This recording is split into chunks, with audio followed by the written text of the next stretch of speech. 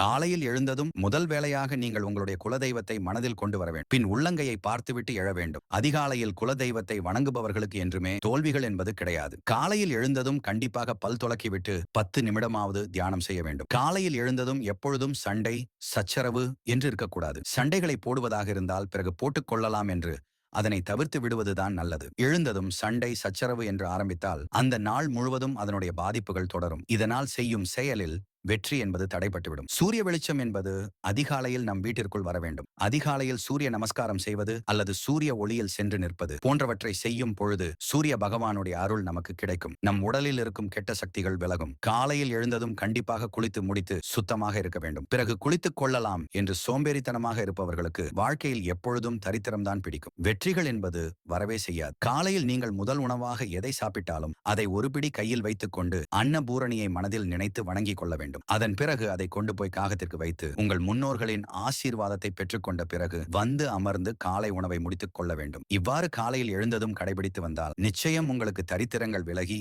வெற்றிகள் வாழ்வில் குவியும் என்பதில் ஐயமில்லை.